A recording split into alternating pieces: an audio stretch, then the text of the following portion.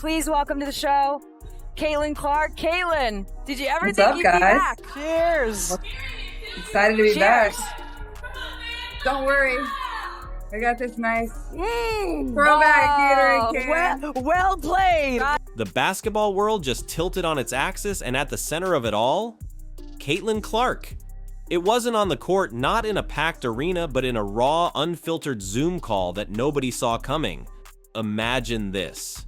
Caitlin, face-to-face with legends Sue Bird and Diana Taurasi in a conversation that pulled absolutely no punches.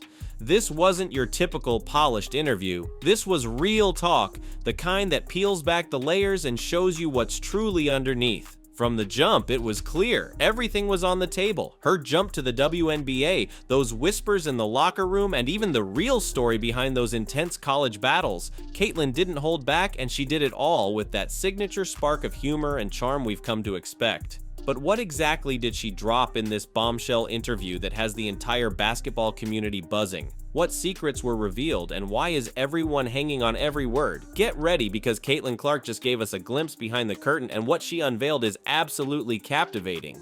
Product placement. There we Well go. Our played. show loves it. Our show loves it. Let's rewind for a second, back to a moment that now feels almost prophetic. Picture Diana Taurasi a year ago looking straight into the camera, delivering a message that now echoes with irony. Reality is coming, she warned, a stark message aimed at the rising college stars about to enter the WNBA. You could feel the weight of experience in her words, a subtle hint that the college game and the pros were worlds apart. She spoke of levels, of grown women who've battled in the professional ranks for years, a clear-cut challenge laid down. Fast forward to now, and the tables have turned in the most spectacular way. Diana, the legend, announces her retirement, and who's there to meet her with a response that's equal parts witty and confident? Caitlin Clark. A smirk, a knowing nod, and then the mic drop. Congrats on your retirement. Caitlin begins, that playful glint in her eye unmistakable. Then comes the kicker, the line that sent ripples across the internet. Thank you and congrats. Unfortunately, reality is coming to me now. It was playful, it was sharp, and it was a clear signal. The student had become the master and the prophecy had flipped on its head.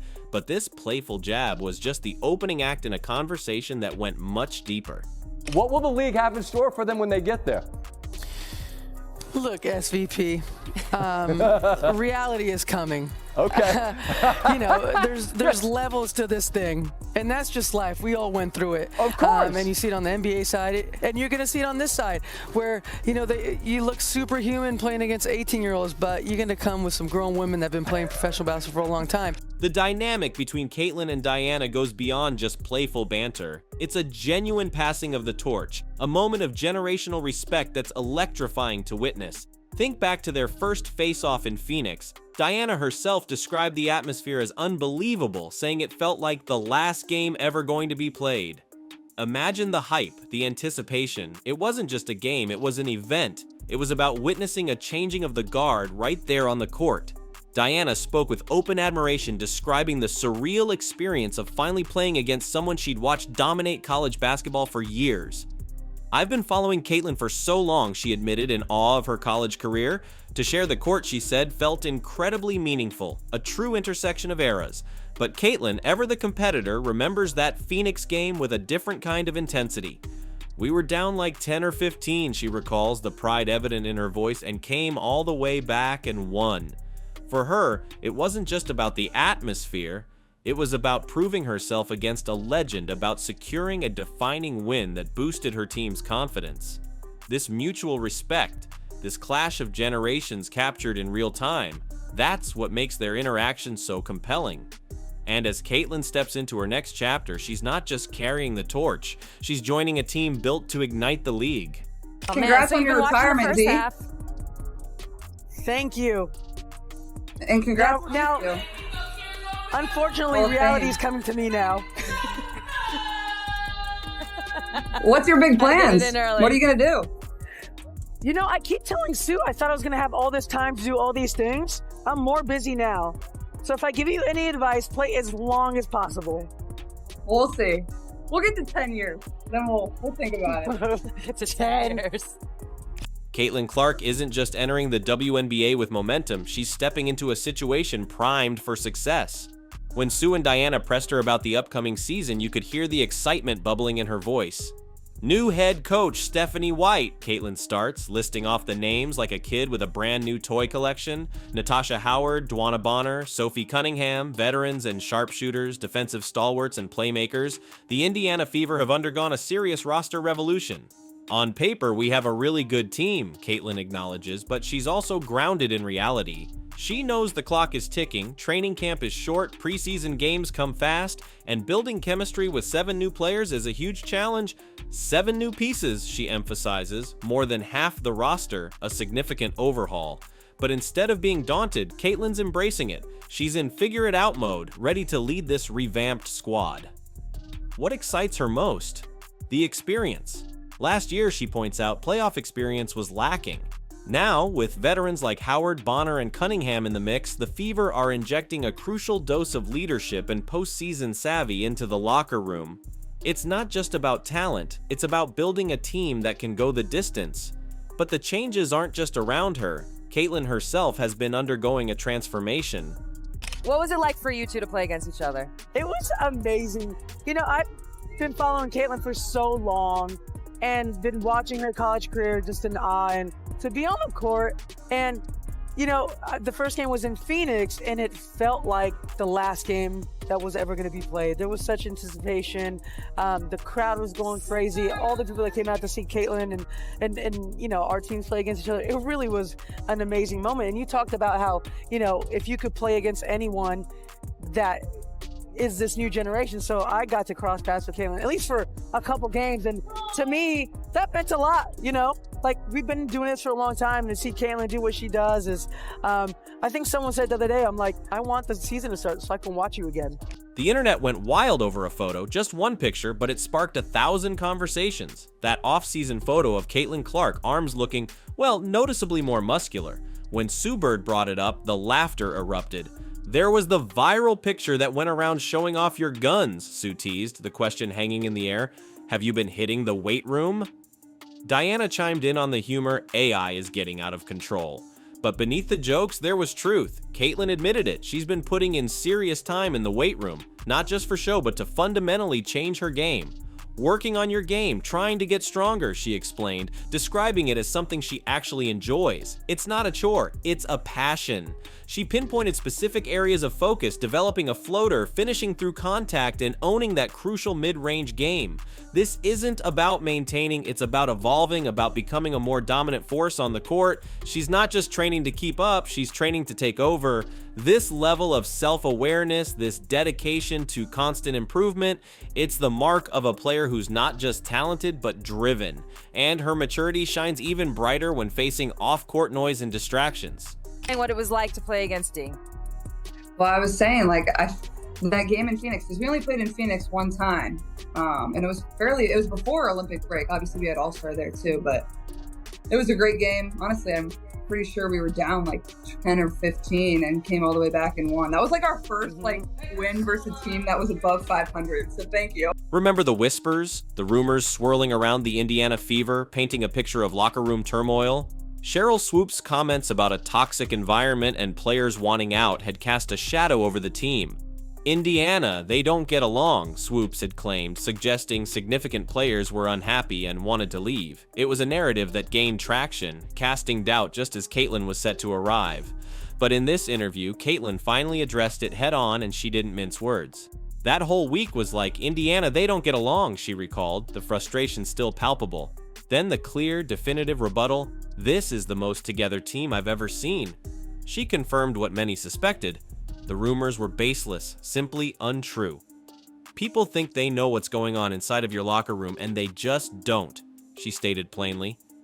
For Caitlin, the reality is simple. It's about the players in that room, the coaching staff, the bond they share. She highlighted the surprising camaraderie of last season, even amidst losses.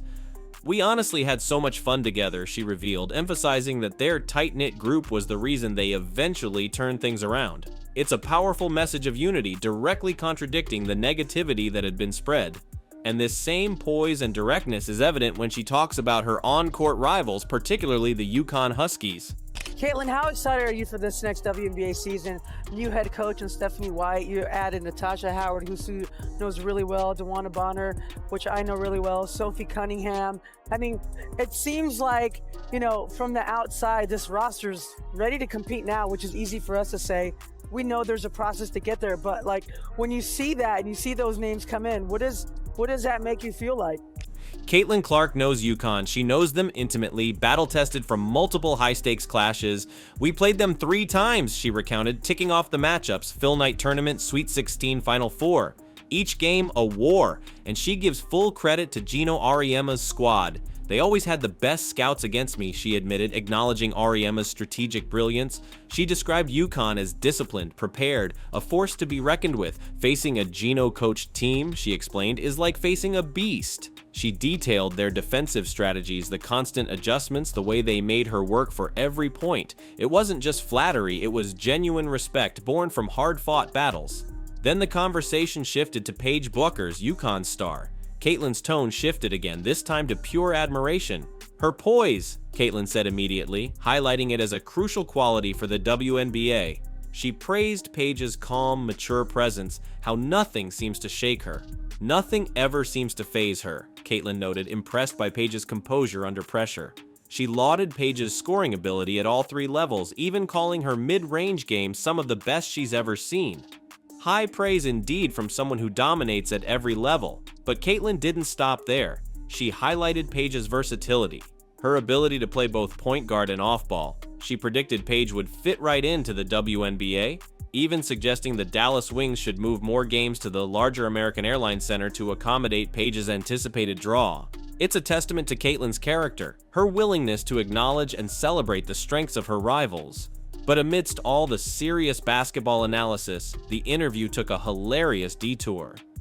Oh, well, I mean, obviously on paper we have a really good team, but you only have, we start training camp, I think, on the 27th, and then we have a back-to-back of preseason games on May 3rd and May 4th. So it's you have a very short amount of time to put that together, and 7 new pieces, and whether we carry 11 or 12, more than half of our roster, that's a hard thing within itself, but we should be pretty good. And I'm excited about it. I think what we needed was, we added a lot more experience.